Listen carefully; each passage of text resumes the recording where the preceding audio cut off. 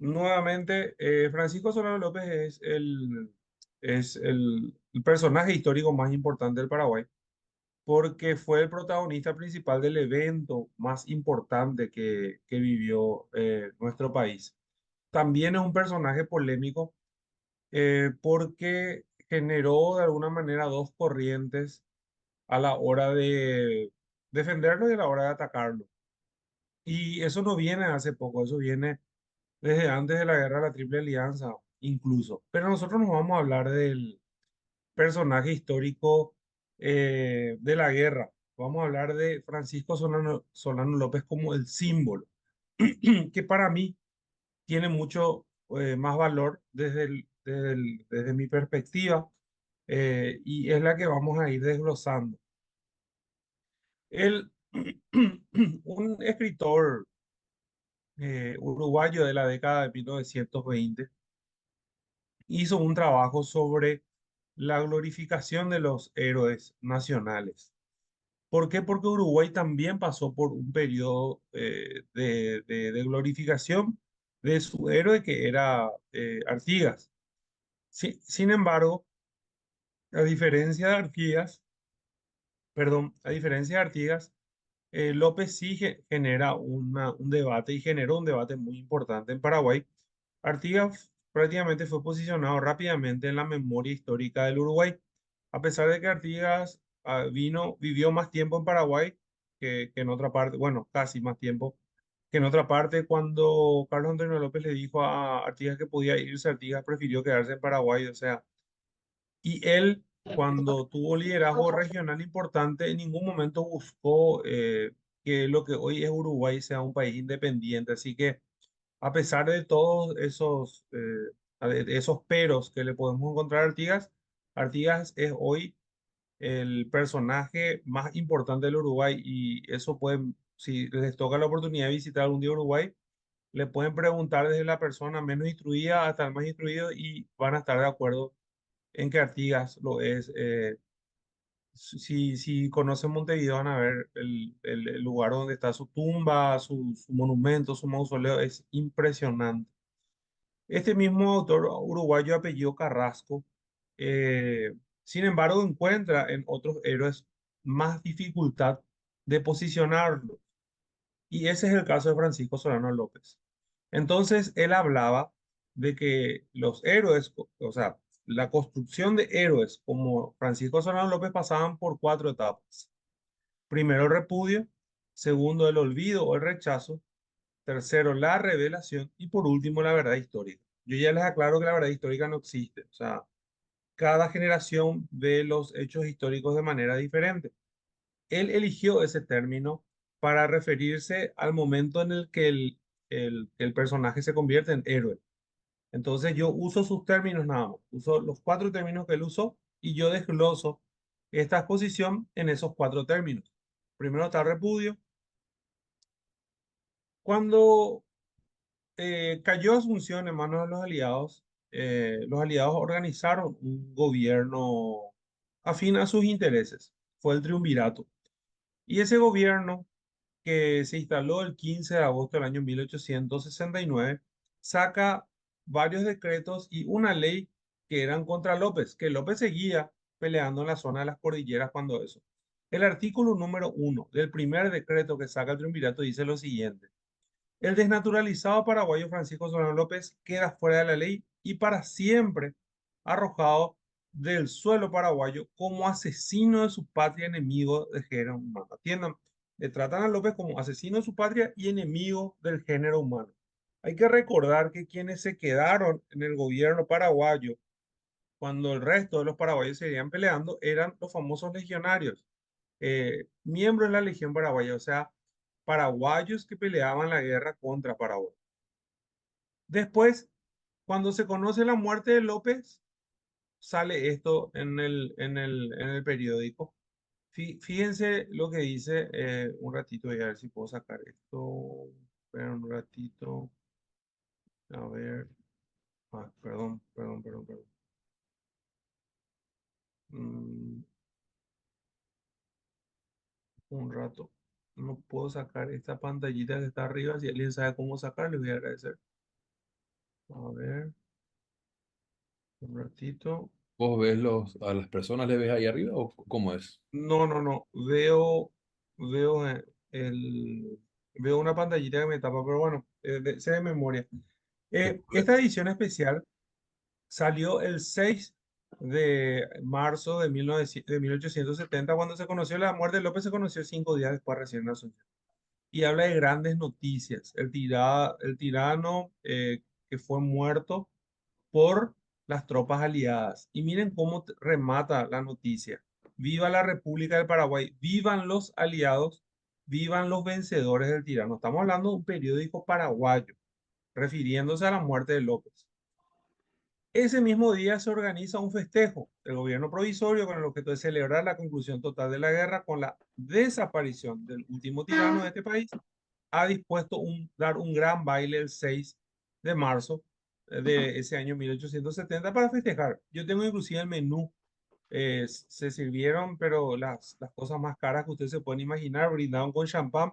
Estamos hablando de una sociedad que estaba totalmente destruida, o sea, un país destruido y esta gente festejando la muerte de López.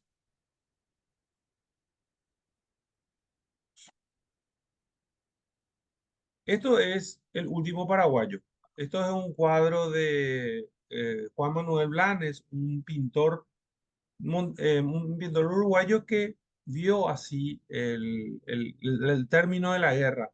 Eh, para él la patria murió, esa patria vieja murió y estaba representado en este hombre. Y miren cómo le pinta a la mujer. Ahí a la derecha van a poder ver. La mujer, allá en el fondo se ven, lástima que no tengo punto, o sea que no puedo mostrar un puntero acá. Eh, Allá en el fondo se ven dos buitres y más a la izquierda otro buitre. Otro buitre. Esos buitres representan la Triple Alianza. Después van a ver la bandera paraguaya enterrada y miren cómo le representa a la mujer paraguaya. Esa mujer está embarazada. Esa mujer va a dar luz a la patria nueva. De ella va a continuar el paraguayo. Y en ese periodo de 1870 a 1880, podemos hablar de un país de las mujeres. El 70% de la población que sobrevivió a la guerra eran mujeres. Y ese 30% de hombres que habían sobrevivido eran la mayoría, eran otra vez, o niños u hombres mayores a 70 años. Estamos hablando de que se diezmó por completo la población. Y en ese mismo periodo también fracasa la migración. Ustedes van a encontrar un componente muy importante de migración en prácticamente todo el continente sudamericano, a excepción de Paraguay, en ese periodo histórico. Entonces hizo que prácticamente el Paraguay tenga que levantarse desde sus propias mujeres. La primera etapa, recuerden, es el repudio, que es lo que vivió López. Para la memoria histórica de ese Paraguay, López fue proscripto. De alguna manera su nombre fue repudiado y atacado en todos los discursos oficiales que se daban, sobre todo en el periodo de ocupacionalidad que duró hasta el año 1876. El segundo periodo tiene que ver con el olvido y el rechazo, o el rechazo. Eh, yo participé de una conferencia que dio un psicólogo que también es historiador argentino, que decía que lastimosamente nosotros es imposible que hoy en día podamos medir lo que sufrió la población paraguaya en aquel momento. O sea, cómo fue el estrés postraumático de los que sobrevivieron. ¿Y por qué el estrés postraumático? Porque todos los paraguayos que sobrevivieron a la guerra perdieron a algún familiar durante la guerra. Le perdieron a su papá, o a su mamá, o a su hermano. Alguien murió durante la guerra de todas las familias paraguayas. Entonces él decía, ¿cómo es que la sociedad se recupera de una debacle como la de la Triple Alianza? Y él desde su profesión de psicólogo hablaba que las personas cuando pasan por un trauma muy importante, eh, tratan en el subconsciente en algún momento de olvidar el hecho y cuando comienzan a tener de alguna manera, si se puede decir, una vida normal nuevamente, el episodio queda bajo capas y capas de olvido. Trata el ser humano de olvidar el hecho traumático, lo mismo él decía que pasaba con una nación. Entonces, por eso es que esta segunda etapa se condice, lo que dijo el psicólogo, con lo que decía este historiador uruguayo que utilizó estos términos para hablar de la glorificación del héroe. Este es el cuadro más fidedigno de la muerte de López. Lo único que no es real ahí es que la mitad del cuerpo de López estaba en el río, o sea, estaba ya en el Aquidauanihue. Esos dos que ustedes ven detrás, este y este, son los dos últimos paraguayos que le vieron con vida a López. Uno se llamaba Ignacio Ibarra y otro se llamaba Silvestre Aveiro. Los que ven a la derecha son los soldados de la caballería imperial, caballería brasilera, llegando al lugar para matarlo a López. A López lo ultiman, o sea, él estaba mal herido, él había recibido una herida en el bajo vientre que lo iba a terminar matando porque se estaba desangrando. Cuando López se niega a entregar su espada, Correa de Cámara da la orden y un soldado le da un tiro de gracia por la espalda a muy corta distancia y ese proyectil lo termina matando y ese proyectil también se queda para siempre en su cuerpo. De esos dos sobrevivientes que están allá, los dos dejaron un relato. Pero este muchacho que aparece en la imagen ahora, llamado Ignacio Ibarra, compró un periódico, se hizo de cierta fortuna.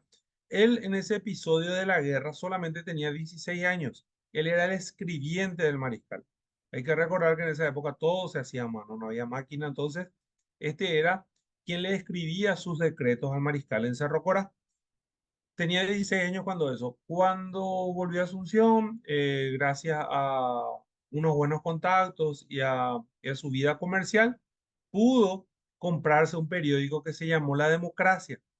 Compró un periódico y lo fundó el 1 de marzo del año 1881 para que se den cuenta del simbolismo que representaba para él el 1 de marzo. En su mismo diario, el 1 de marzo de 1885, sale por primera vez un relato de un paraguayo sobre la muerte de López. Uno de los pocos testigos de la muerte de López contando cómo murió López en el Aquidauanihue. Por supuesto, sí, por supuesto, Ignacio Ibarra fue duro en su relato contra López. Hay que recordar que estamos todavía en 1885 con la mayoría de los sobrevivientes con el recuerdo fresco todavía de la guerra. Y Ignacio Ibarra cuenta lo siguiente, por supuesto que no voy a contar todo, voy a elegir solamente dos párrafos como para que entiendan la forma en que Ibarra se dirige a López, se refiere a López. 15 años atrás, el 1 de marzo de 1870, tenía lugar el último hecho de armas que abrió la tumba al déspota y al mismo tiempo coincidió con la muerte del despotismo. Al déspota lo trata López, déspota, perdón. Después dice, López, militar adocenado, ha demostrado no pertenecer a la clase de los tiranos vulgares.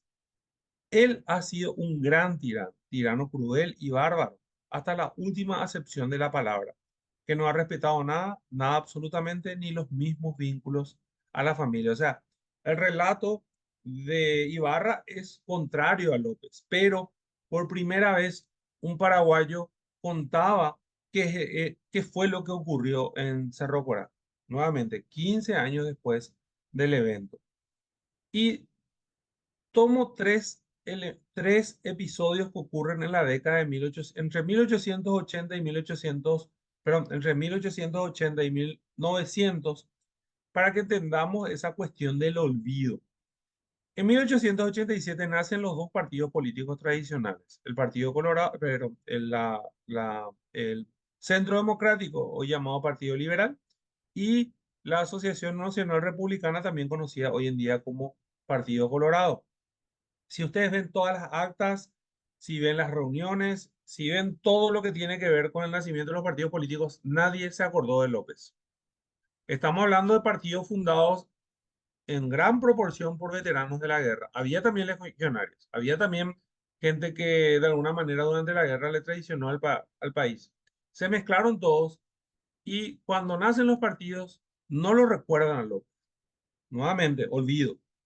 Segundo, la Liga Patriótica. La Liga Patriótica fue una institución que se creó para ayudar a los veteranos de la guerra, porque los veteranos de la guerra estaban envejeciendo y ellos no tenían pensiones. Entonces la Liga se formó de alguna manera para ser la voz de los veteranos. Y ahí también se mezclaron varios.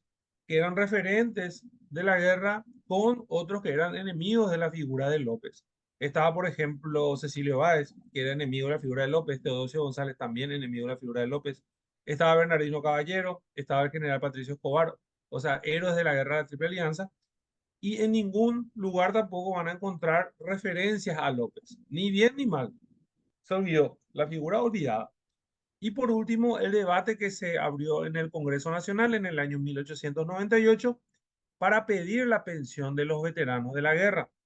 Nuevamente, los veteranos no tenían ningún tipo de pensión, entonces justamente un veterano de la guerra es quien, siendo diputado, defiende la postura de las pensiones que se llamaba Juan Crisóstomo Centurión. Juan Crisóstomo Centurión hace una defensa espectacular. Ustedes tienen que leer lo que es eso, o la pulcritud con que escribía esta gente y la pulcritud con la que defendían sus ideales. Tampoco nadie en todo el debate que duró varias semanas se acordó de López. ¿Y por qué digo esto? Porque estamos hablando de veteranos de la guerra de la Triple Alianza. López fue el comandante de estos hombres y nadie nuevamente se acordó de él en estos tres episodios históricos puntuales de la historia del Paraguay, hasta que aparece este señor. Enrique Solano López Lynch fue uno de los hijos que tuvo el mariscal Francisco Solano López con Alicia Elizabeth Lynch. Él tenía 9 años cuando le vio morir en Cerro Corá a su hermano Panchito, su hermano de padre y madre, y a su hermano José Félix, su hermano de padre, porque la mamá de José Félix era Juanita Pessoa. Ellos estuvieron arrestados en un buque de la Armada Brasilera hasta abril del año 1870 y después les enviaron a Europa. Cuando llegaron a Montevideo, Enrique dejó una pequeña autobiografía. Cuando les digo una pequeña autobiografía, un tamaño así, de unas 20 páginas por ahí. Pero no me voy a olvidar nunca su relato al principio. Él dice que llegó a Montevideo y que leyó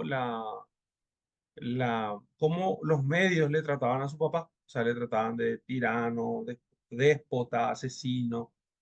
Y él dice que en ese momento se juró que alguna vez iba a reivindicarle a su papá. Y llegó su momento. En el año 1896, el gobierno de Juan Bautista de Busquiza comenzó a repatriar a todo paraguayo que pueda ayudar con la reconstrucción, especialmente del sistema educativo paraguayo. Y Enrique era una persona que se había formado en Europa, se formó en Francia, se formó en Inglaterra, tenía una instrucción bastante interesante, entonces le pide que venga a Paraguay. Enrique viene a Paraguay y se hace cargo del currículum de los colegios. Y desde su cargo, él hace una pequeña biografía en un cuadernito con la imagen de su papá y lo reparte en la escuela normal de maestros. ¿Qué era la escuela normal de maestros? Era la institución que formaba a los futuros profesores de primaria. Eh, Cuando se entera de eso, el director de esa institución, que se llamaba Francisco Tapia, un argentino, recoge todos los materiales y los rompe.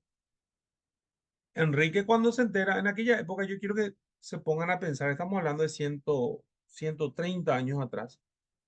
Enrique le desafía a duelo a Francisco Tapia. Duelo era también un acto medio extraño, con un ritual extraño, donde vos tenías dos padrinos, el otro tenía dos padrinos, y no se ponían de acuerdo, se iban a los tiros. Pero no es que se disparaban eh, de una vez con varios tiros, no, era todo un ritual. Cada uno podía dispararse hasta 3 tiros, 20 pasos era la distancia. Usaban unas pistolas, unos revólveres que eran muy antiguos, que se cargaban por la boca todavía, y que eso no les daba mucha precisión a la hora de dispararse.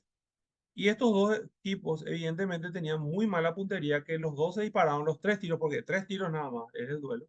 Se dispararon 3 tiros cada uno y no se acertaron.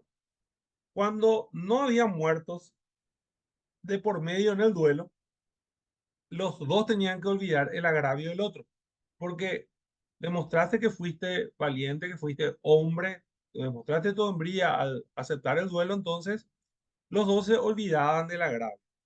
¿Qué aprendió Enrique con esta cuestión de los cuadernillos? Acá está justamente lo que escribió Francisco Tapia ya en 1898. Dice Francisco Solano López, arrojado de las escuelas. Explicación, la X, no había todavía una nomenclatura absoluta con respecto al uso de nuestro vocabulario. Explicación que da el señor Francisco Tapia, director de la Escuela Normal Nacional de Maestros, de las razones que ha tenido en vista para prohibir el uso de unos cuadernos que llevan un atentado de biografía del tirano López al lado un retrato del mismo.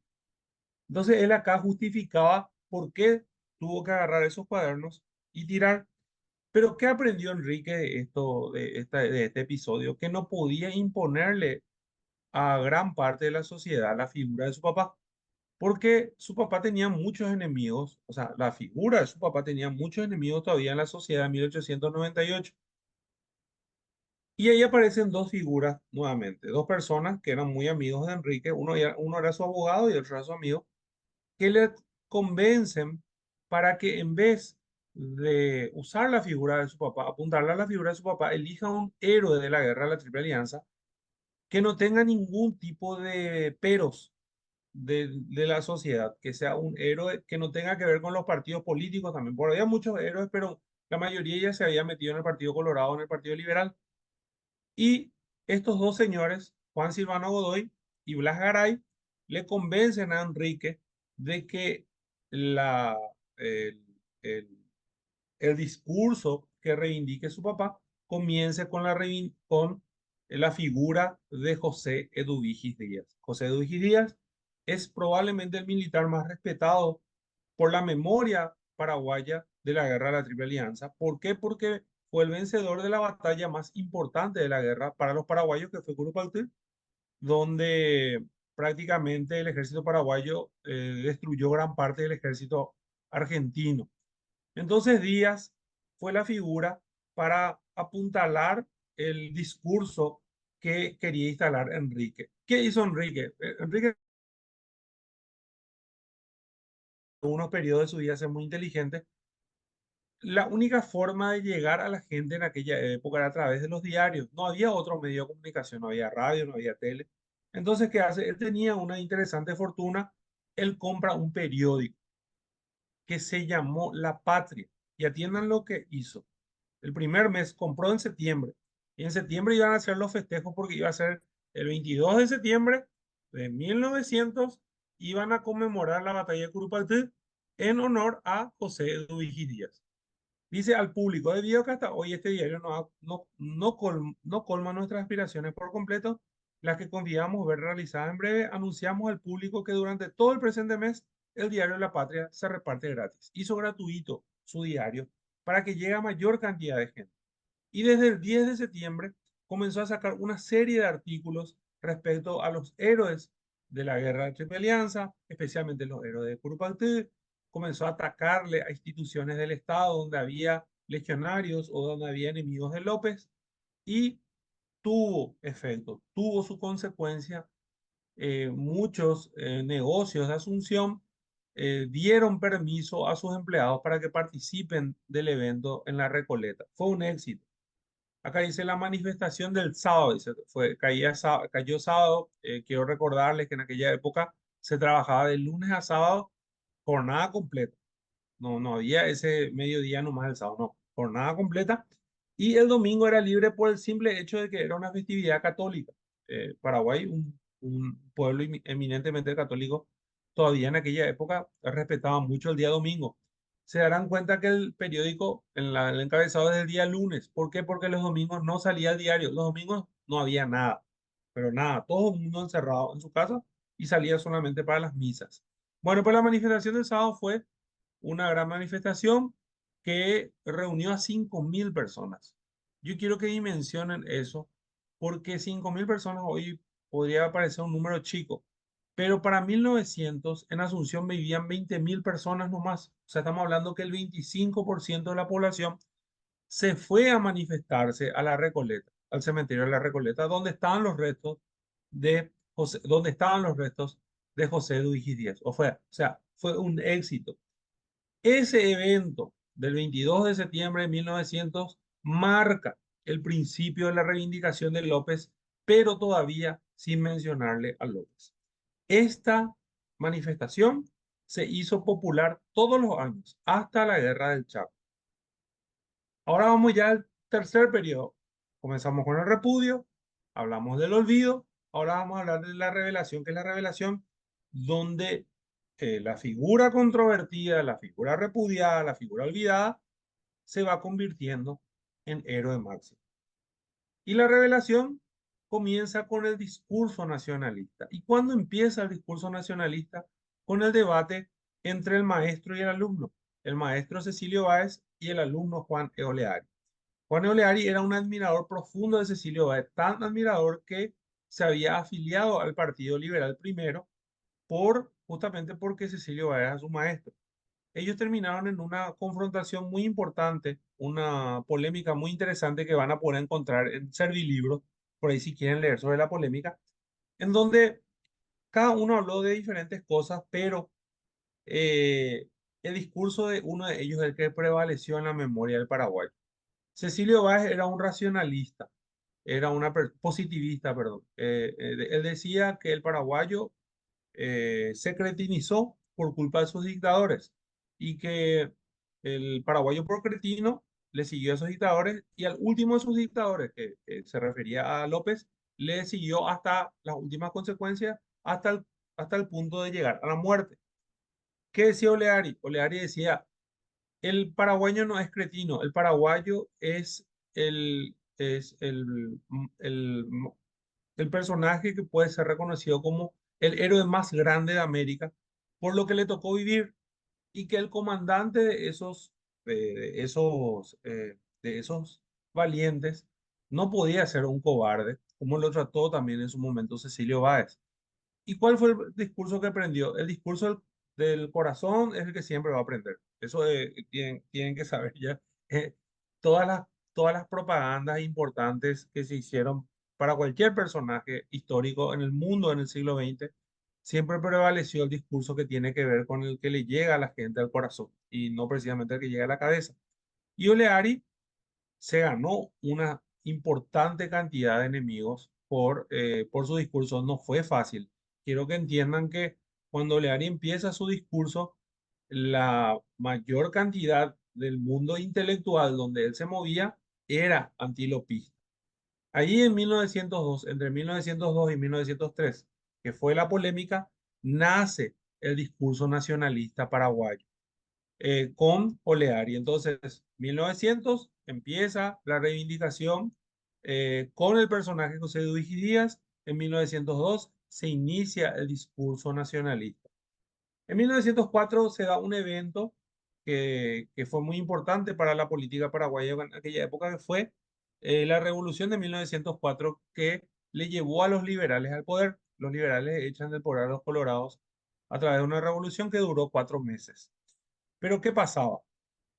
El Partido Colorado, ¿qué hizo? Le trajo a todos sus principales referentes, especialmente a Bernardino Caballero y a Patricio Escobar, para,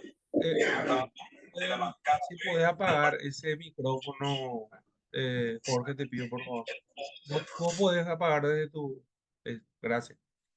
Eh, los colorados convocan a sus principales líderes de la guerra de la Triple Alianza, y ellos son Bernardino Caballero y Patricio Escobar, que terminan perdiendo la revolución de todas maneras, pero que instalan un mensaje. Y el mensaje era salvar a la patria de los legionarios. ¿Por qué salvar a la patria de los legionarios? Era su eslogan. Porque el comandante de las fuerzas liberales se llamaba Benigno Ferreira. Y Benigno Ferreira, durante la guerra, peleó del lado de los legionarios.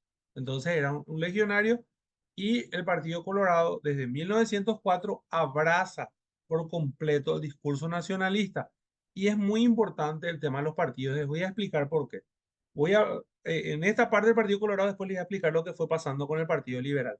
Desde 1904 entonces, definitivamente el discurso nacionalista ya es defendido por un partido, por uno de los dos grandes partidos del Paraguay. ¿Qué pasa con, ahí está, justamente se plegó del lado de los colorados Enrique Solano López, que pierde la mitad de su fortuna en esta revolución. No sabemos hasta ahora por qué él estaba trasladando mucho dinero hacia la zona de Encarnación. Le toca combatir contra una montonera de liberales, termina perdiendo la batalla y los muchachos se quedaron con su dinero y también con su reloj de oro. Hasta el fin de sus días se quejó de eso. Pero bueno, él a partir de ese 1904 abandona la reivindicación de su papá. Él había iniciado, como les dije, con el tema del general José Duque Díaz, con el tema de la patria, y en 1904, cuando ocurre este episodio, él se aleja y le deja a Juan Oleari como bandera principal de la reivindicación de su papá. Acá está los exiliados, por esto están exiliados, son los colorados exiliados luego de 1908.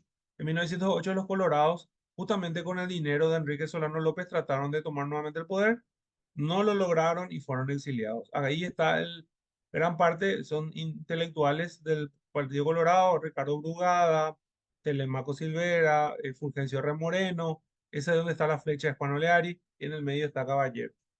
Y ahí lo que dice nuevamente, Juan Oleari y los novecentistas colorados, novecentistas de la generación intelectual más importante que todo el Paraguay tuvo por igual colorados y liberales, el novecentismo colorado adhirió indiscutiblemente al nacionalismo paraguayo. En el año 1904 también se publica el primer libro de un veterano de la Guerra de la Triple Alianza paraguayo que hablaba bien de López. Era Gregorio Benítez. Gregorio Benítez, el que está a la izquierda de la foto, fue diplomático durante la Guerra de la Triple Alianza. Cuando volvió al país, muchos años después, se convirtió, o sea, adhirió al Partido Colorado, fue canciller y al final de su vida, Oleari le ayudó a terminar sus libros. Entonces, él fue el primero que reivindica absolutamente la figura de López a través de sus dos primeros libros, de 1904 y 1906, y póstumamente Oleari publica otro libro de Gregorio Benítez en 1919. Gregorio Benítez falleció en 1910. Va cambiando la dirección. El discurso nacionalista en 1902 cambió la forma en que se contaba la historia en Paraguay. Ese fue el valor de de ese discurso, porque hasta 1902 los alumnos, los jóvenes, los niños aprendían historia argentina. La historia que se enseñaba a los niños en aquella época era historia de Argentina. O sea, ¿quiénes eran los héroes para los niños? San Martín, Belgrano. A partir de este discurso nacionalista es que va cambiando la forma en que se cuenta la historia en Paraguay. En 1906 justamente se da un hecho fundamental. Ahí está en la tarima, a la derecha, está Juan Silvano Godoy, uno de los que le convenció a Enrique de reivindicarle, o sea, reivindicarle a Francisco Solano López a través de la figura del general Díaz. Ahí está dando un discurso justamente en la tumba del general Díaz. Esta foto es en el cementerio de la Recoleta. Y a la izquierda aparece un novecentista colorado llamado Ignacio Apana, un intelectual brillante, que es en 1906 y increíble, es porque de todos los intelectuales colorados, el menos lopista era Ignacio Apana. Pero le molestó que esa manifestación del 22 de septiembre de 1906 en la tumba, en el cementerio de la Recoleta, esté lleno de policías y lleno de militares, que se fueron de alguna manera a controlar lo que pasaba. ¿Quién era presidente de la República en 1906? Cecilio Báez. Recuerden que Cecilio Báez era antilopista para esa época.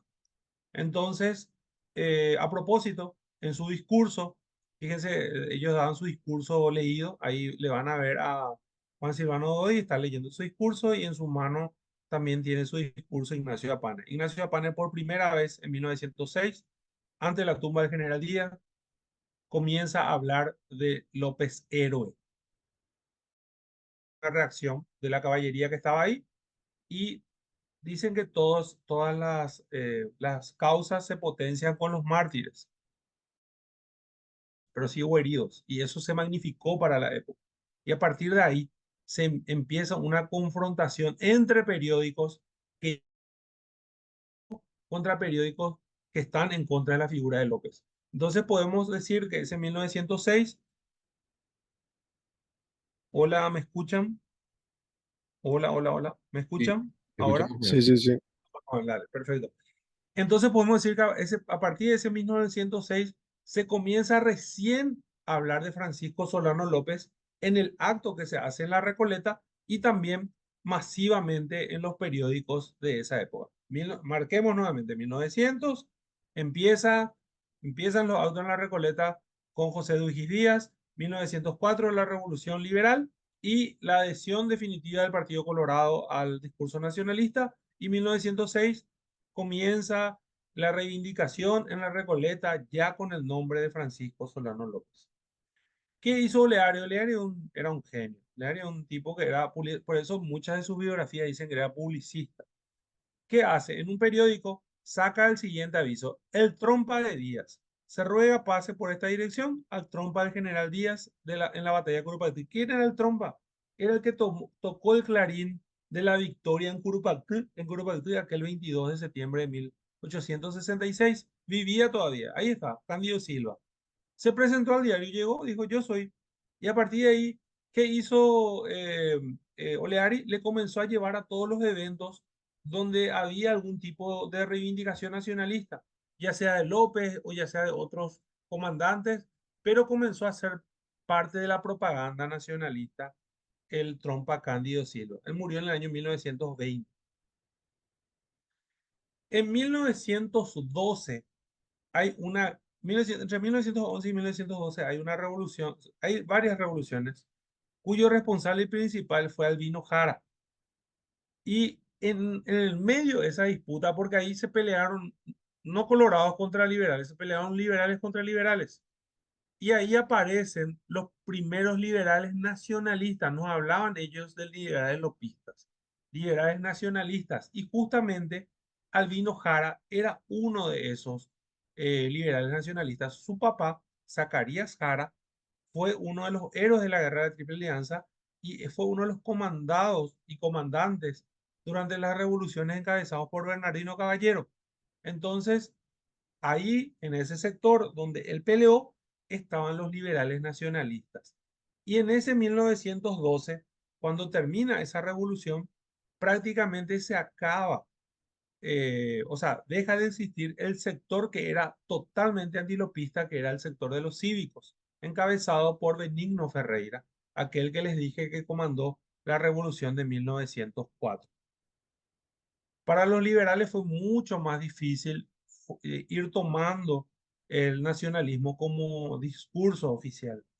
Eh, para 1910, cuando antes de las revoluciones de Albino Jara, los comandados por López, o sea, quienes pelearon la guerra, sin importar el partido político, se adhirieron al discurso nacionalista. El Partido Colorado ya se adhirió en 1904, ahí está Bernardino Caballero, y por el lado de los liberales, el coronel Florentino Oviedo eh, también se unió al discurso nacionalista y comenzó a hacer propaganda a favor de López.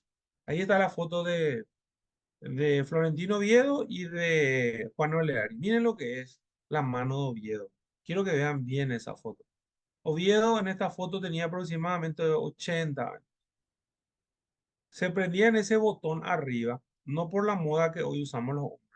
En aquella época, fíjense que bien alto está el botón. En esa época o sea, en la época que les tocó vivir, ellos tenían la faca o el cuchillo puestos en el lado izquierdo o la pistola. Entonces, si tenían así el prendido el botón, ellos podían sacar más rápidamente el arma. Oviedo tuvo 21 heridas durante la guerra de la Triple Alianza. Realmente era un héroe mítico, y al adherirse a él al discurso nacionalista, al discurso prolopista, de parte inclusive de un liberal, eso también le movió mucho a la ciudadanía de aquella época, independientemente del partido al que pertenecía. Otra foto de Leari con los veteranos. No sé, si quieren pueden ver, fíjense la foto del segundo que está parado con lente de sol, parece. Fíjense que está perfectamente trajeado y está descalzo. Soldado paraguayo, recuerden que en la guerra de la Triple Alianza peleó descalzo. Todos estos eran héroes. ¿Cuál es lo que fue el mérito de Oleari? Yo sé que por ahí muchos de los que están viendo ahora la charla eh, son antilopistas o tienen críticas a Oleari. El mérito de Oleari fue darle voz a los veteranos de la guerra de la Triple Alianza. O sea, esa gente estuvo callada durante 30 años porque vivieron con el estigma de la derrota. Y Oleari es como que le saca a luz y dice, no, ustedes no son unos derrotados, o sea, se perdió la guerra, pero ustedes son grandes héroes, igual que los que murieron. Entonces, por eso que los veteranos después le terminaron también de alguna manera idolatrando a Oleari. Gondra fue también Manuel Gondra, un intelectual liberal, presidente de la República en dos periodos. Justamente él era uno de los primeros presidentes del signo liberal que terminan defendiendo abiertamente al nacionalismo. Dice, aceptemos el pasado íntegro de la patria con sus errores, con sus glorias, con sus sufrimientos y con sus martirios. No busquemos raíces a los partidos actuales, no busquemos faltas ni errores en la tradición y respetemos todo el pasado. Respetemos hasta nuestra tiranía, ya que nuestro tirano fue el único de América que supo morir teniendo en sus labios el nombre de la patria. O sea, Gondra dice, bueno, basta de esta disputa entre lopismo y antilopismo. O sea, acá tenemos que entender que a pesar de que López pudo haber sido un tirano, fue un tirano que murió en los labios con la palabra patria. Esto es 1920, que el 1920 fue un año muy importante. Vamos a seguir viendo lo que pasó. Este señor Adriano Morales, héroe de la guerra de la Triple Alianza, que le escribe al presidente de la República en 1919, un año antes de eso que dijo Gondra, dice, recuérdele en este día el deber de anular la inicua ley. Recu- Cuando comenzamos la charla hablamos de una ley que le consideraba traidor a López y que le arrojaba del suelo paraguayo por asesino de género humano, decía. Y este señor le está reclamando al presidente de la República de esa época, 1919, el doctor Pedro J. Montero, que anule esos decretos contra López. Y firma abajo, dice, salúdale el viejo soldado de Corrales y Curupayté. Este señor tenía la medalla más apreciada por los veteranos, que era la medalla de Corrales, porque solamente 400 paraguayos tuvieron esa medalla. Entonces, era un héroe, probablemente muy respetado en aquella época. Y él, esta nota hace llegar al periódico y así se hace masivo. Tanto así que no le queda otra a José P. Montero, siendo presidente de la República, responderle al veterano. Dice, sostenía por brazos temporales los que hablaban en su nombre, se refiere a López, desde los cuarteles aliados, pero los que hablaban en nombre del Paraguay, desde los cuarteles aliados, no tenían el derecho a hacerlo. Puede vivir tranquilo, le decía el presidente al héroe de la guerra Morales, puede vivir tranquilo el viejo veterano, pues el hecho que inquieta su espíritu no es digno de su gloria. Lo que le dice de alguna manera a José P. Montero es que esos decretos y esas leyes ya no tenían vigencia, que no tenían importancia, pero se refiere muy respetuosamente a su pedido. El, para 1920 ya había dos diarios que eran todavía abiertamente antilopistas. Uno de ellos era el Liberal, que era encabezado por este señor, que fue ministro del gobierno de Eligio Ayala, que se llamaba Belisario Rivarola. Miren cómo le pintan. El Belisario de Ogaño, dice. Y arriba hay una banderita que dice el Beliberal, y se refiere al liberal del el periódico que le atacaba todavía a López.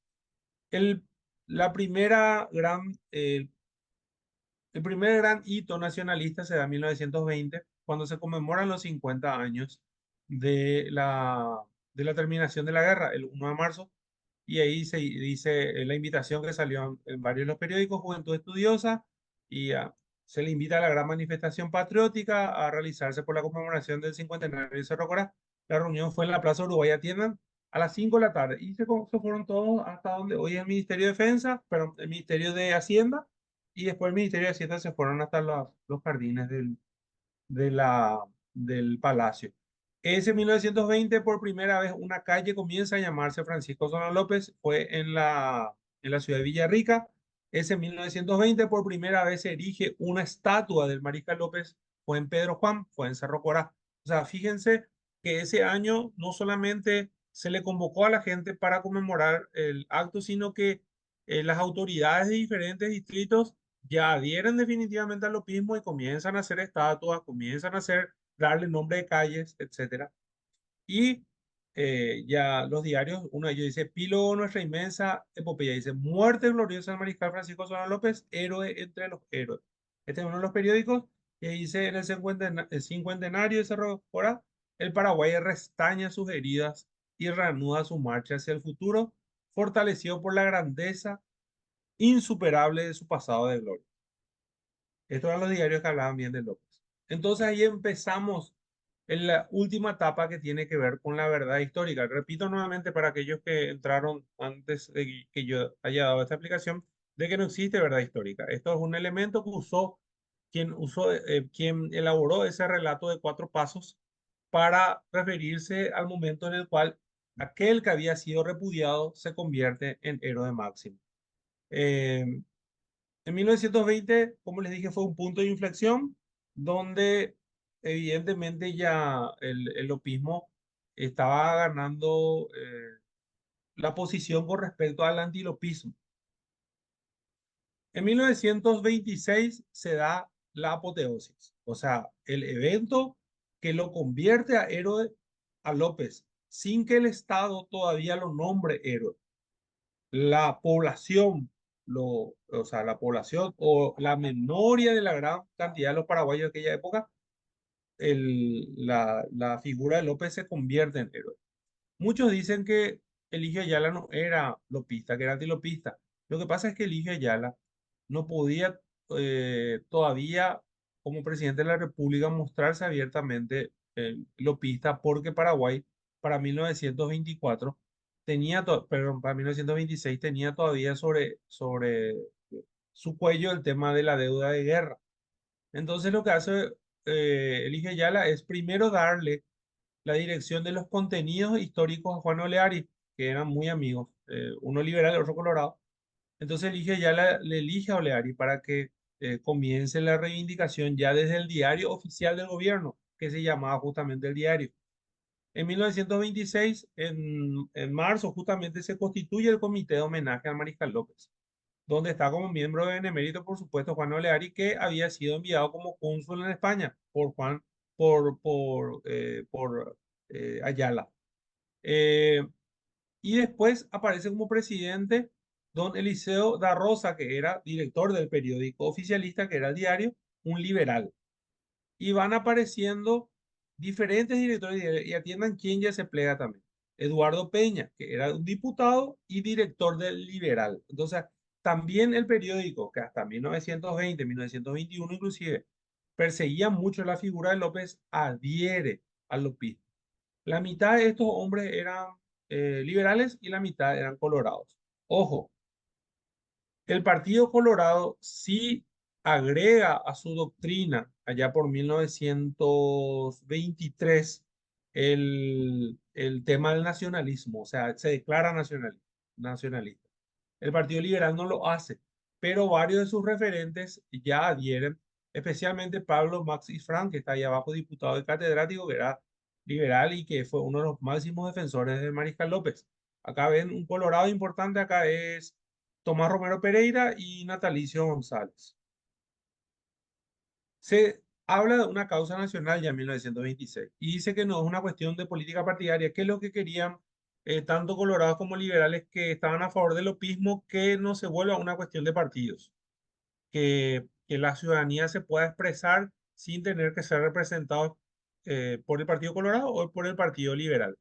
Y los diarios, ya todos, uno de ellos no le reivindicaba, pero tampoco le atacaba, que se llamaba El Orden. El resto de los periódicos, absolutamente todos, ya eran lopistas. Miren lo que es este periódico, dice, el centenario de Mariscal, el 24 de julio del año 1926 se festejó. Dice, la manifestación Monstruo del Sábado, 40.000 personas, imagínense 40.000 personas en Asunción en 1926, antes de la guerra, cuando Paraguay no tenía ni 900.000 habitantes. Y se festejó en todo el país. O sea, estamos hablando de que el repudiado que se hicieron leyes contra él, en 66 años se convirtió en héroe para la memoria del pueblo. Seguían las leyes contra él, pero en 1933 ya se nombra a un regimiento de infantería Mariscal López y su primer comandante fue el entonces teniente coronel Eugenio Alejandrino Garay. Y acá termina la reivindicación. En el año 1936 toma el gobierno Rafael Franco, quien termina el Panteón de los Héroes y el 1 de marzo de 1936 nombra a Francisco Solano López héroe máximo sin ejemplar. O sea, héroe entre héroes. Termina el Panteón y termina el Panteón de los Héroes, trae los supuestos restos de López y hace una conmemoración impresionante con un desfile donde estuvieron también presentes veteranos de la guerra. Estos son los que fueron a buscar los restos de López en Cerro Corá. Esta es la urna donde están los restos esto es en el Palacio de López. Y los tres pilares del nacionalismo paraguayo son eh, perdón, José Gaspar Rodríguez de Francia, Carlos Antonio López y Francisco Solano López. En 1948, cuando el Partido Colorado toma nuevamente el poder luego de la hegemonía liberal, el otro pilar se convierte Bernardino Caballero. En el año 1977, por orden de Alfredo Stroessner, el, la Academia Paraguaya de la Historia saca una resolución que aclara que López no nació en 1826, sino que nació en 1827. Por lo tanto, la conmemoración por los 150 años o el sesquicentenario del nacimiento sería el 24 de julio de 1977 y no de 1976. La resolución de la academia se basa, al no haber fe de bautismo, la fe de bautismo, se perdió la fe de bautismo de López. Se basaron en un recorte del Centinela, un diario de campaña del 24 de julio de 1867, donde se festeja el cumpleaños de López. Este es el diario, 24 de julio de 1867, donde dice que López nació el 24 de julio de 1827. Dice, el 24 de julio de 1827 nació en el distrito de Trinidad el excelentísimo Mariscal. En este documento o en este periódico se basó la academia para hacer ese cambio de fecha. Por eso es que en el 99% de los libros de historia del Paraguay escritos con posterioridad a la Guerra del Chaco, la fecha de nacimiento de López ya se consigna con esa fecha en 1927. Nosotros no nos damos cuenta, pero la idea de ponerles nombres de héroes o de referentes de la sociedad a las calles es que las calles se conviertan en un mapa de la memoria. Nosotros al valorar o al ver un cartel con el nombre de un personaje, tenemos que entender la dimensión de ese personaje. En teoría se hace para eso. Eh, y Paraguay, el Paraguay nacionalista, que ya es a partir de 1936, a partir del gobierno de Rafael Franco, perdón, sí, a partir del gobierno de Rafael Franco para adelante, hasta 1980, hasta 1994, se puede hablar de un Paraguay nacionalista. Nuestras monedas conmemoraban a López o a lugares referentes a la guerra de Triple Alianza, a las calles. Un montón de calles comenzaron a tener nombres de héroes de la guerra de la Triple Alianza. Cerro Corá es la diferencia. Cerro Corá fue una calle que los aliados mandaron poner en 1871 como festejo de la muerte de López, pero no importa, independientemente, es una calle que tiene que tener, o sea, un nombre que tiene que tener nuestras calles sí o sí. Las representaciones son, en cuanto a monumentos, son muy pocos en Paraguay y la mayoría son de muy mala calidad, especialmente aquellos que se hicieron ya después de la década de 1980. Uno de los principales es la Residenta, que justamente nos recuerda esos primeros cuadros que vimos al principio de la exposición. Miren, en la foto de abajo está el último paraguayo muerto y está ya la última paraguaya con su hijo que ya nació. Eso representa ese monumento de la Residenta. que se puso en aquel momento en ese lugar porque era lo primero que veía el turista que venía por avión. Otro monumento que la mayoría de la gente no conoce, pero que tiene que ver con la Guerra de Triple Alianza, es la Razón y la Fuerza, el que está a la derecha. Está en la plaza que está detrás del Panteón de los Héroes, enfrente al ex Cine Victoria. Ahí está la razón, que es Paraguay, que es la mujer alada, o sea, la mujer con alas, y la fuerza es el hombre, evidentemente el hombre que está desnudo tratando de atajarle. Esto se inauguró en el año 1922 y es el único monumento en Asunción que recuerda a los héroes de la guerra de la Triple Alianza. Por supuesto, también instituciones, colegios, calles, plazas, con los nombres de Francisco Solano López en todas las ciudades del país hay plazas o colegios o calles que tienen el nombre del mariscal. El discurso nacionalista, como les conté, que este uruguayo que fue quien trabajó con la forma que- en que el héroe se va convirtiendo en héroe, adhirieron varias corrientes latinoamericanas. Entonces, Oleari y otros intelectuales que adhirieron al nacionalismo paraguayo cruzado muchas correspondencias con los intelectuales latinoamericanos. Por eso es que en toda América, en Latinoamérica van a encontrar calles que referencian a López, calles o plazas o algo de López van a encontrar en casi toda Latinoamérica. Inclusive en países con los que tuvimos en guerra como Bolivia, Argentina, Uruguay. El monumento más grande del Mariscal no está en Paraguay, está en Montevideo, y miren cómo se llama, Avenida Mariscal Francisco Solano, héroe máximo del Paraguay, lo dice. Es una calle de Montevideo que tiene como 2 kilómetros aproximadamente. Entonces eso se da en varios países, se da en Chile, en, inclusive Argentina durante el gobierno de los Kirchner le pusieron a una unidad militar argentina el nombre de Francisco Solano López. O sea, para que dimensionen que el tema de posicionar el héroe máximo se toma como algo latinoamericano inclusive. Por eso que nosotros también tenemos calles Simón Bolívar, eh, San Martín, Sucre, etcétera. Y ahí están los dos grandes reivindicadores del mariscal.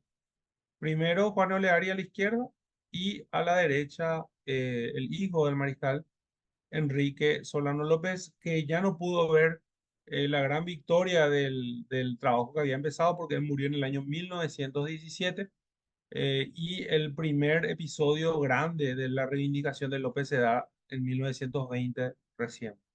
Juan Oleari vivió hasta 1969, llegó a cumplir 90 años, fue una persona que a pesar de, como le habrán visto en varias fotos, era bastante gordito, eh, vivió hasta los 90 años y vivió para haber convertido su nombre en calle, en plazas, ciudad, pero no sé cuándo, creo que Juan Oleari la ciudad no todavía, pero sí vio escuelas con su nombre todavía en vida. Así que una recompensa al trabajo que había realizado. Bueno, Jorge, de mi parte es todo. Quedo abierto a las preguntas. Perfecto, gracias Fabián. Yo estuve en la ciudad de La Paz, Bolivia, hay una plaza de Mariscal López, también estaba acordando cuando estabas mencionando las distintas naciones. Está abierto, vamos a darnos unos minutitos, no sé cuánto, Fabián, me Yo, 10 si minutos más. quieren, si quieren pueden escribir en el chat y yo les voy a leer, o si no, levantan la manito, ahí creo que da la opción de la manito le abrimos el micrófono Puedes al que quitar, levante la manito. puedes quitar la, tu pantalla de compartida si vemos todos los... La batalla ya compartida. Sí, está todo bien. No, pero saco. Ah, sí, mejor saca. Mejor saca. Saca diciendo, así vemos todo y ahí puedes ver está en las manos y podemos ver la persona que pregunta. ¿Cómo se saca? A ver, te voy a sacar yo. Eh, Sácame vos, sácame. ahí, Ahí está, perfecto. Rafael Avera dice, no sé si querés, abrí tu micrófono, Rafael. dale. Buenas, ¿me escuchan? Hola. Sí, Escucha. te escucho. Y al terminar la guerra, ¿Qué tratado se firmó para que vuelva a haber un gobierno condicionado, o sea, bajo un gobierno paraguayo nuevamente, sin vamos a decirle, sin la supervisión de Brasil, ni de Argentina, ni de Uruguay, para volver a levantar el Paraguay, por así decirlo? No, para que ocurra eso se hizo una constitución en 1870. La constitución de 1870 realmente se hizo para que los aliados tengan un instrumento legal para poder firmar los tratados de límites definitivos con Paraguay. Pero esa constitución de 1870 es la que marca ya la vida política del Paraguay y a partir de esa constitución se van dando las presidencias a través de las respectivas elecciones. Pero fue entonces fue determinado después de la Constitución, fue delimitado los límites del país, por así decirlo, ¿verdad? Y de ahí Sí, en adelante después. Paraguay siguió su rumbo político sin depender ni la supervisión de otros países. Más o menos, sí, en teoría sí, pero siempre Brasil tuvo, hasta 1902, Brasil tuvo mucho poder sobre Paraguay. Correcto, eso no era mi consulta. Fabián, yo tengo una consulta. Sí, sí, Alfredo. Si podrías aplicar la pintura que mostraste acerca de la muerte del mariscal Río, del lado derecho muestra, creo que el objetivo de la caballería Sí, imperial la caballería disparando. Río Grande, sí. Pero bueno, ese disparo obviamente da de frente al mariscal. Sin embargo, la teoría es que la bala le agarró en la espalda. Y esa es una No, pregunta. Y la otra, en cuanto a la teoría, esa obviamente mágica de que fue un efectivo paraguayo que en realidad lo mató. ¿Se puede explicar esa parte? el, ese cuadro es una representación nomás, no ocurrió de esa manera. Ibarra y Silvestre Avilo se van cuando, cuando López le dice que se vayan para buscar ayuda para que le saquen del agua porque los dos no le podían alzar. Entonces ellos cuando se retiran del lugar, recién llegan los brasileros. O sea, no. Eso fue una licencia del artista. Y lo otro es, no, el que dice eso es unos documentos apócrifos que se encontraron en la Academia Paraguay de la Historia, una supuesta memoria de Patricio Escobar. Justamente las últimas dos diapositivas que yo tenía tenían que ver con la realidad de la historia del Paraguay, pero que no quise hablar de eso porque no tenía nada que ver con lo que estábamos tratando. Pero lastimosamente, desde la década de 1980 hasta hoy en día, mucha de nuestra historia se hizo en base a documentos apócrifos. Y, y como en Paraguay no hay una ley, no hay leyes que castiguen este tipo de prácticas, va a seguir ocurriendo. Así que y va a seguir generando esta confusión que genera.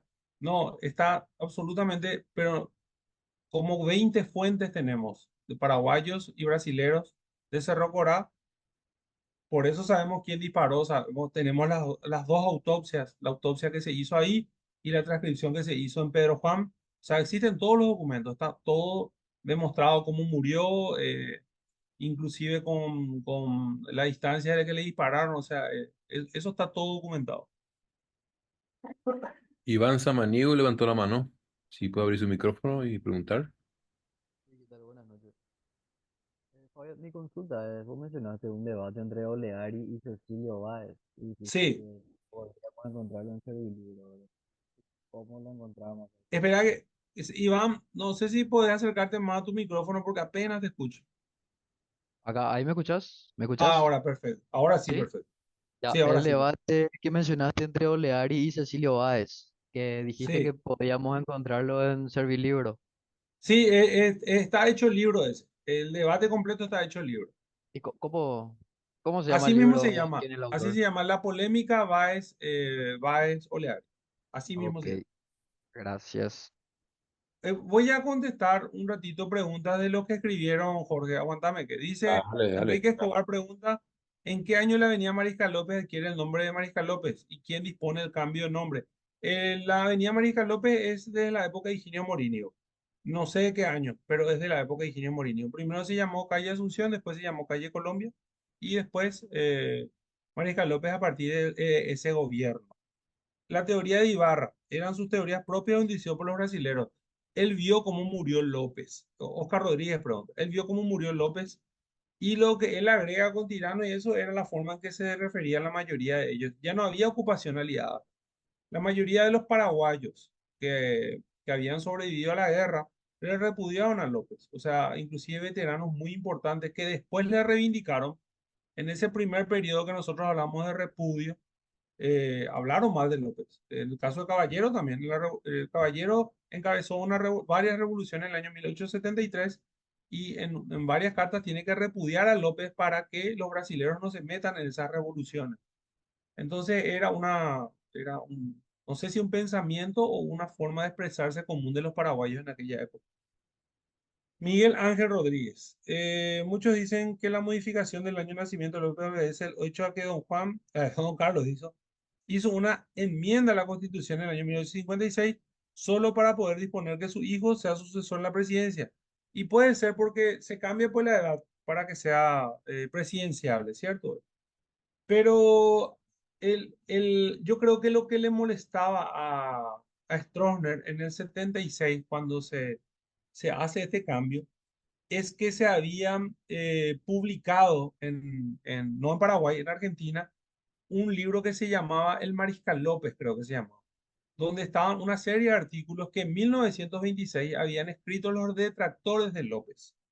Y yo creo que más se trataba de eso. Tanto así que Stroessner le contrata también a un argentino, ¿cómo es que se llama? Che? No me acuerdo, escribe un libro que se llama eh, lapsus, justo que ahora me viene el lapsus. Hay un argentino que viene, con Atilio Mellit, algo así, que escribe unos libros que es justamente para desmentir muchas de esas teorías que salieron en ese libro. Así que puede ser por lo que vos decís también, pero también se dieron otros hechos que en ese momento le molestaron a Stroessner. Sí, ahora sí podemos seguir ahí terminaron las preguntas de Amar. Ah, Miguel Alejandro, perdón.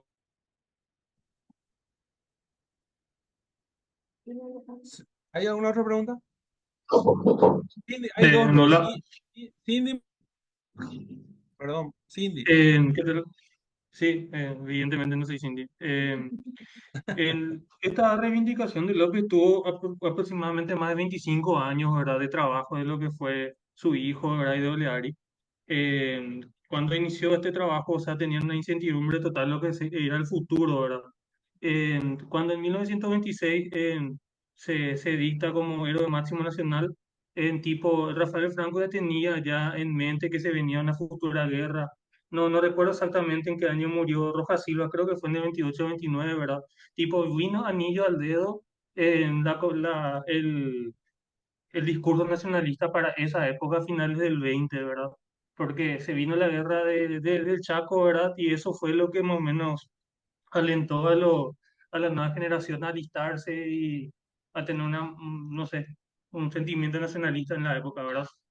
Vos sabés que me olvidé de decirles eso. Me olvidé, perdón.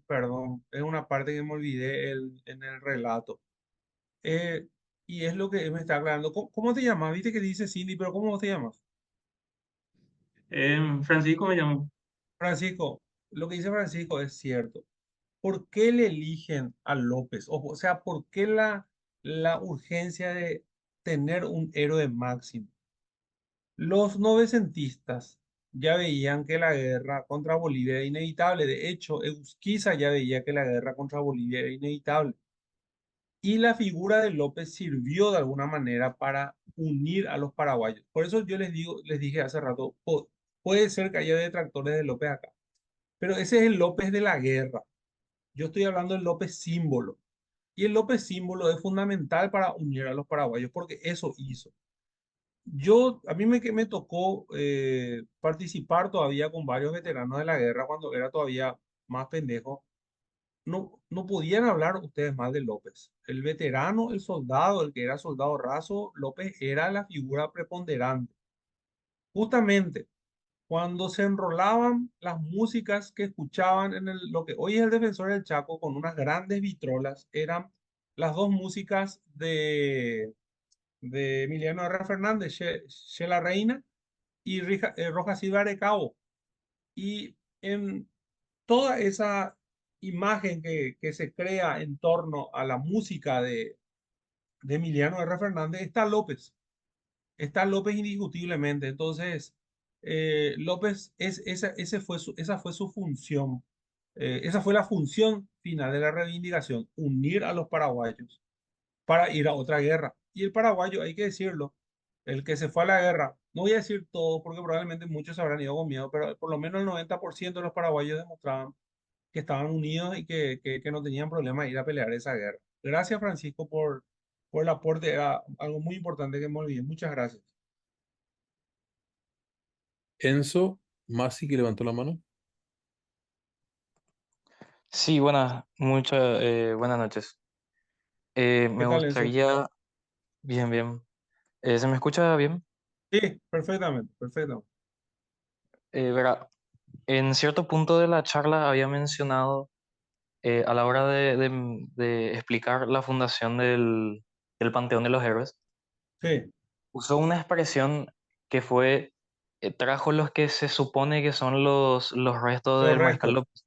Sí. ¿Esto fue porque eran restos falsos? ¿Qué pasó con los verdaderos? ¿Puede desarrollar eso, por favor? El tema de los restos, hay una gran polémica todavía con respecto a poder definir absolutamente qué son los restos de López, porque hay pruebas que se pueden hacer. No se condice nomás el relato de la gente que trajo los restos con otros relatos de protagonistas de los hechos. López fue enterrado en su carpa o pegado a su carpa, luego de haberle hecho la autopsia. Fue enterrado en una sola tumba con su hijo. Todos los relatos dicen eso. O sea, no hay, o sea, relatos protagonistas.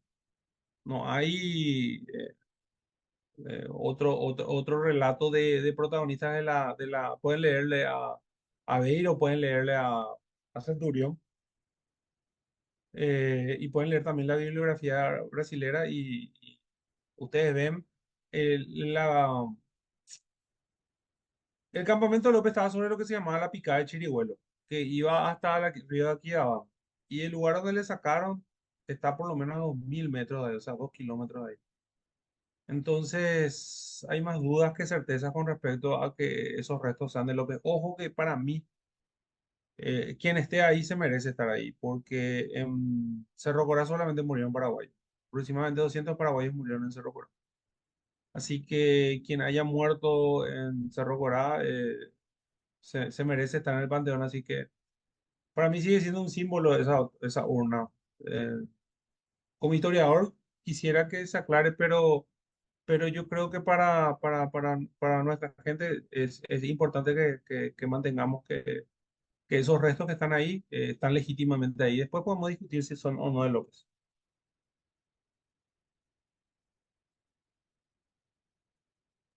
Alfredo, Pero perdón, sí. Alfredo. Sí, ¿qué tal? Ya que estamos enfocando la charla en el mariscal y no solamente en la guerra, quería saber nomás si es que podría eh, contarnos un poco acerca de su relación con su padre. Su relación con su padre, Sí, sí, sí. ¿Qué excelente. tal y a la hora en la que obviamente don Carlos ya...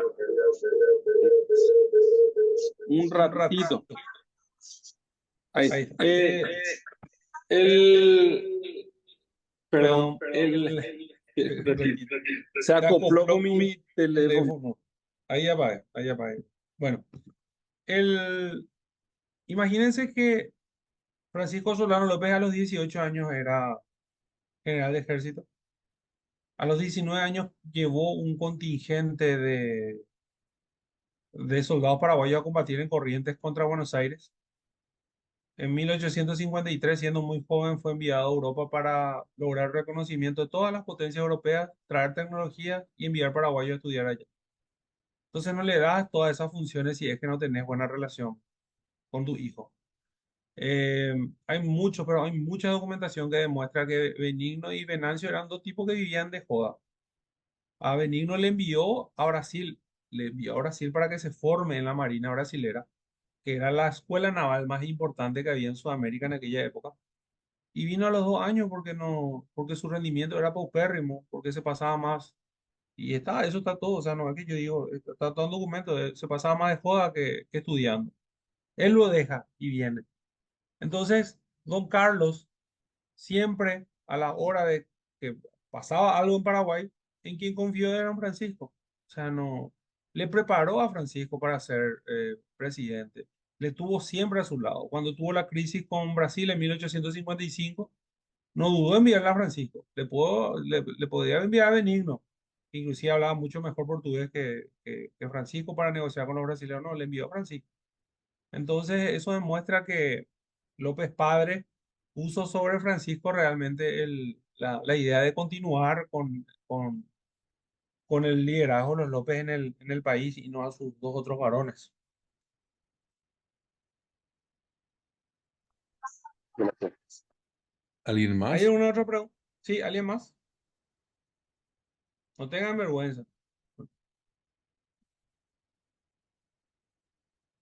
Bueno, Ale si no hay más, Chamorro. Ale Chamorro. Ale, decime, te Buenas escucho. noches. Sí, quería nomás preguntarte, Fabián, ¿cuál eran realmente, por lo menos si puedes citar unos dos, tres argumentos que tenían los detractores de López de esa época reciente a la posguerra, que generó toda esa controversia y todo ese antilopismo, ¿verdad? Que como vos bien decís, es sabido hasta hoy se debate. ¿Y qué, a tu criterio, cuál era realmente la responsabilidad real de López sobre todo eso que se le indica? ¿Verdad? Porque está bien, héroe máximo, pero ¿por qué lo que fue héroe máximo? Porque no se rindió, porque el no rendirse costó bastante caro, si es que fue eso, ¿verdad? A eso voy. Vos mismo dijiste que en Tabaté tenía que haber terminado la guerra, ¿verdad? Entonces, ¿cuál es tu criterio como historiador, como paraguayo? Por eso, Independientemente de mira, lo que digan los libros. sí, no, no, pero justamente yo siempre trato de separar mucho el tema de lo que yo sé y lo que yo pienso. Eh, para mí son dos cosas muy diferentes. López, hombre, finito que murió en Cerro Gordo, y López, símbolo. ¿Por qué es diferente? Porque López, hombre, sí se equivocó mucho. Ahí están o sea, tenemos forma de mostrar que López se equivocó mucho en la guerra y en decisiones muy importantes. Yo siempre justifico, porque esa es una apreciación mía, que no se basa ni siquiera en temas históricos, es en mi conocimiento sobre la relación con Brasil. Yo siempre le justifico a López con respecto a la guerra con Brasil. Le critico que no se preparó porque Paraguay estaba trayendo armas. Hubiera esperado traer armas y después le hacía la guerra a Brasil. Se equivoca a meterle a la guerra a Argentina porque ahí pierde su contacto con el mundo. Entonces ese es el López hombre, que podemos hacer otra charla que va a ser mucho más larga que esta. Pero el López símbolo es fundamental para el Paraguay. No ya hoy. Nosotros hoy podemos discutir la figura de López o decir, bueno, fue malo, fue bueno, pero su símbolo fue fundamental para un Paraguay que se estaba preparando para la guerra. Por eso yo les respetaba mucho a esos viejos que no querían que se hable mal de López. Yo les entiendo. O sea, esa fue la figura que a ellos les aglutinó. Nosotros pues no tenemos esa urgencia. Nosotros pues no tenemos acá una guerra inminente. Nosotros por ahora no entendemos la dimensión de López. Pero fíjate un detalle. Desde el sector más radical de la izquierda, llámese PP, le tienen de bandera a López, hasta el sector más de derecha, que podemos decir que una parte del sector, una parte del Partido Colorado, le tienen como bandera a López. No hay ni un partido político hoy en Paraguay que se anime uno de sus representantes a hablar mal de López. No existe. Así de fuerte es su figura. Y esa figura fuerte no se forma de la noche a la mañana. El relato en torno a López fue fundamental para el Paraguay que se estaba preparando para la guerra. Entonces yo eso veo. Para mí, si vos me preguntás rápidamente, sin tener que explicar, si era héroe o villano, para mí era héroe. Para mí fue héroe. Y no solamente por el hecho de no rendirse. Yo quiero que todos los que hoy me están escuchando accedan y lean sobre el Tratado Secreto de la Triple Alianza. ¿Cuál es el alcance del Tratado Secreto de la Triple Alianza? ¿Qué representaba para el Paraguay el Tratado Secreto de la Triple Alianza?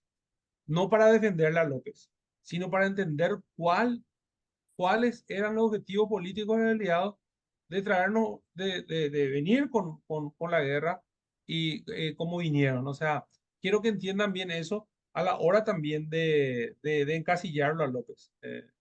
Es una figura muy difícil de debatir así cortito, pero creo que con eso más o menos te respondí, Ale. Súper, te agradezco. Gracias. Y Silvio, Silvio, sí, Sí, buenas noches.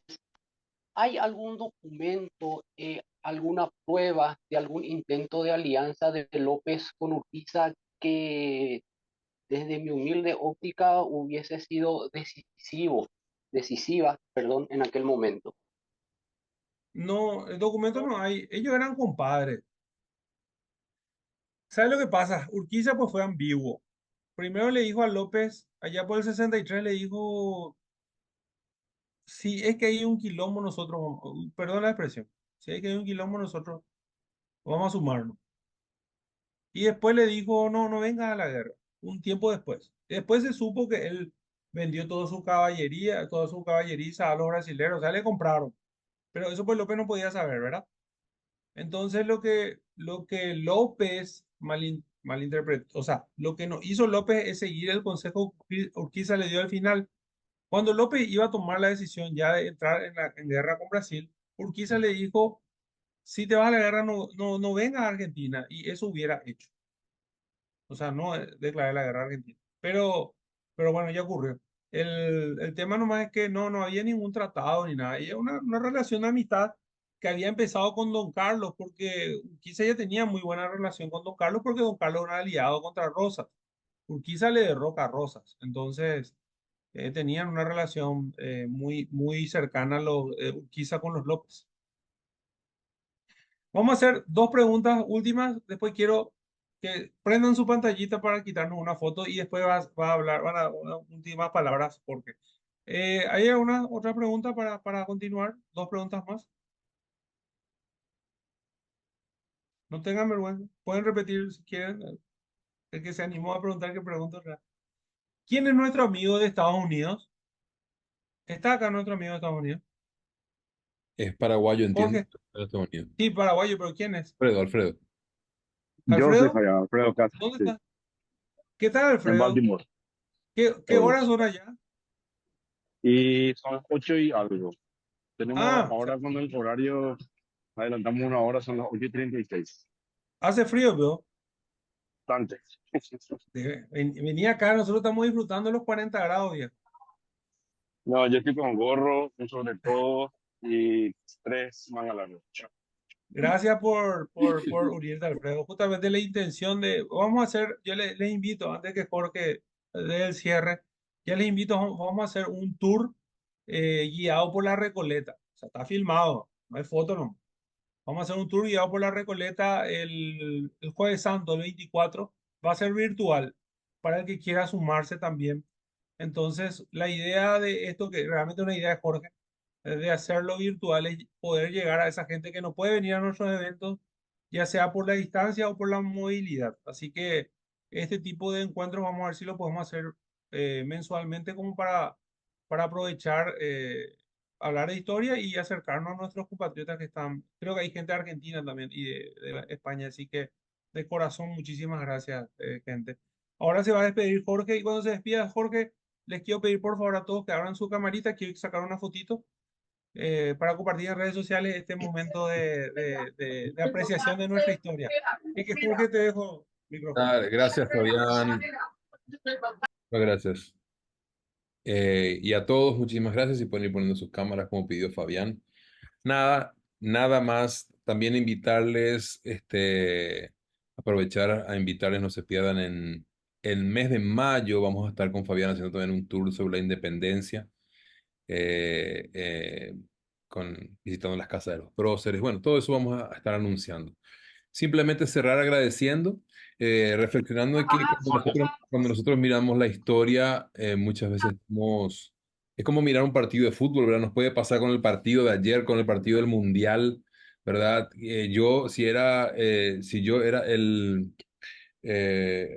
el Santa Cruz o si yo era el Tacuara, yo iba a ser así, o por qué hizo así, cómo hizo eso, ¿verdad? Y hay equivocaciones que cometemos en la cancha, hay equivocaciones que cometemos históricamente y que no podemos volver atrás. Entonces, separar siempre cuando leemos la historia el entendimiento de que qué podemos nosotros hacer mejor al estar nosotros en la cancha, porque nosotros estamos en la cancha en este momento, y qué fue lo que pasó sin tener que necesariamente decir o atacar a la figura de la persona, porque literalmente nadie estuvo con la pelota en ese momento, en ese lugar, ¿verdad? Y si nos ponemos a ver todos los factores históricos que están alrededor de una persona tomando una decisión a veces que no tiene ni 2 segundos de tomar, es como juzgar a un piloto que por qué hizo lo que hizo, pero los pilotos no tienen ni un segundo para pensar. Lo mismo muchas veces en nuestras realidades históricas. Entonces, siempre separar, ¿verdad? No necesariamente tener que ver si la persona fue mala, fue buena, emitir un juicio desde nuestro corazón hacia la persona, sino que ver que todos tenemos la pelota. Ahora nos toca a nosotros escribir la historia de este país y en lo que podamos cada uno, en lo pequeño y lo grande, siempre tenemos una oportunidad de hacer algo bueno o mejor por nuestro país y que sea cuando tengamos la pelota que hagamos lo mejor que podamos. Y si nos equivocamos, que las próximas generaciones nos perdonen también, ¿verdad? Entonces, nada más que eso, agradecerles a todos. Vamos a estar en contacto mandándoles ya sea a Fabián o yo todas las cosas que vamos a estar haciendo. Y cerramos con esto. No todos abrieron su cámara, pero igual, bueno, tomamos unas fotitos a sus sonrisas, a ver si... Sí, ya lo sacamos, le saqué ya la foto. Ah, mira, ahí, ríanse, ahora sí están todos, Más, ríanse. dale, dale, dale, Eso. hablan todos, hablan todos. Muchísimas gracias, Alfredo. Vamos a ver, Alfredo. Ahí está Alfredo con su gorrita. A ver si... Muchísimas gracias, gente, en serio, de corazón. Espero volverlos a ver el 24 con el otro evento. Abrazo grande a todos. Chao, chao. Gracias a todos, nos vemos pronto.